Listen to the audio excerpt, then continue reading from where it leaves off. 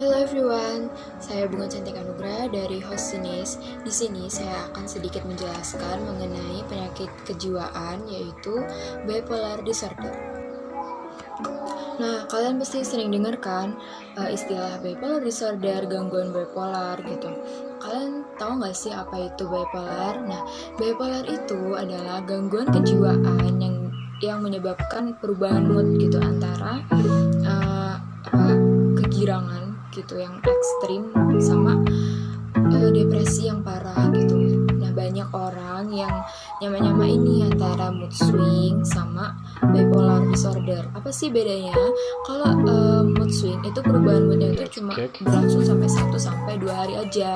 Tapi kalau bipolar disorder itu tuh lebih lama, bisa sampai berminggu-minggu, sampai berbulan-bulan, sampai ada yang bertahun-tahun. Nah, gangguan bipolar disorder itu tuh tersifat oleh 2 episode. Nah, apa aja sih episodenya itu? Yang pertama itu episode namanya manik. Episode ini di sini tuh orangnya itu ngerasa bahagia banget gitu loh, sangat-sangat ekstrim bahagianya. Mereka memiliki kegembiraan, euforia, sama optimisme tuh yang gak biasa gitu. Topik pembicaraan mereka, terus tingkah laku mereka itu tuh berubah-ubah gitu, random.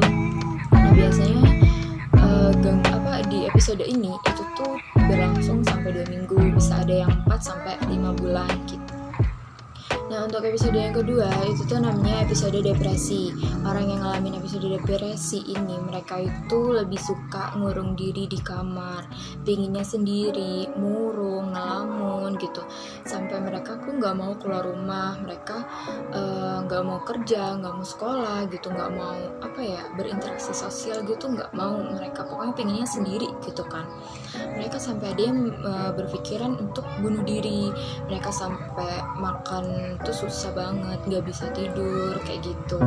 Nah, untuk episode ini itu tuh lebih lama daripada episode manik tadi, bisa sampai 6 bulan, sampai ada yang 2 tahun gitu.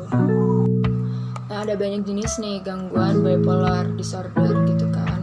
Nah, ada yang pertama itu namanya bipolar disorder tipe 1. Nah, itu tuh dimana orangnya itu ngalamin yang namanya episode manik tadi, episode yang sangat senang gitu kan, kegirangan gitu, sampai ya banyak omong, banyak tingkah gitu kan. Nah, biasanya mereka itu yang ada di fase ini itu mereka sebelumnya atau sesudahnya nanti tuh mereka udah ngalamin yang namanya ini episode si depresi tadi itu gitu. Kalau untuk jenis yang kedua itu namanya bipolar disorder tipe 2. Nah, orang yang ada di fase ini itu tuh mereka cuma bisa ngerasain episode depresi, mereka gak bisa ngalamin yang namanya episode manik. Mereka cuma sedih, mereka cuma murung, mereka pengen sendiri, sampai ya yang paling parah itu bisa sampai bunuh diri. Mereka gak mau makan, tidur mereka susah gitu. Kalau untuk jenis yang ketiga itu tuh ada yang namanya gangguan siklotimia. Nah, gangguan ini itu tuh orangnya tuh ngalamin dua-duanya, episode manik sama episode depresi gitu. Dan berlangsung itu selama sekurang-kurangnya nih ya, itu tuh 2 tahun gitu. Tapi gejalanya lebih ringan gitu loh. Itu lebih ringan dibanding sama yang gangguan bipolar tipe 1 sama yang tipe 2 gitu. Tapi ada nih jenis gangguan bipolar yang tidak termasuk kriteria bipolar tipe 1, bipolar tipe 2, sampai yang siklotimia tadi. Nah, mereka itu biasanya perubahan moodnya itu disebabkan oleh mengonsumsi kayak alkohol, obat-obatan kayak gitu secara berlebihan. Jadi mereka kayak ya perubahan moodnya itu sangat-sangat sangat-sangat ekstrim. Nah, kalian juga perlu tahu nih apa sih penyebab dari gangguan bipolar. Jadi gangguan bipolar itu penyebabnya itu yang pertama itu ada kondisi otak. Otak itu kan dapat mempengaruhi perubahan fisik. Nah, perubahan fisik itu kan dapat mempengaruhi bahan kimia yang ada di dalam otak kayak noradrenalin, terus serotonin sama dopamin. Nah, ketiga bahan kimia ini itu tuh dapat mempengaruhi perubahan mood. Nah, jadi kalau bahan kimianya itu udah dipengaruhi sama otak nih, udah berubah, itu kan bisa jadi yang namanya bipolar disorder gitu.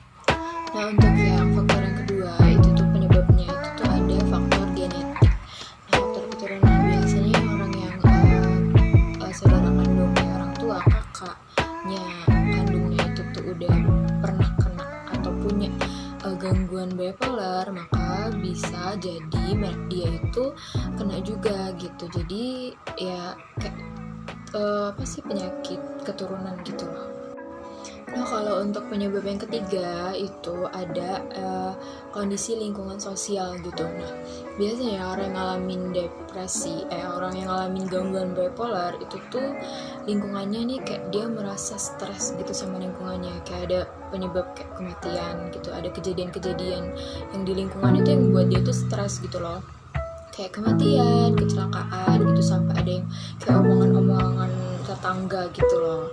Jadi ya ketiga itu penyebab itulah yang bisa menyebabkan adanya atau timbulnya gangguan bipolar disorder ada dalam diri kita gitu. Jadi ya kalian harus harus berhati-hati gitu, kayak harus pintar-pintarnya diri kita buat ngejauhin dari gangguan-gangguan yang dapat menimbulkan bipolar gitu.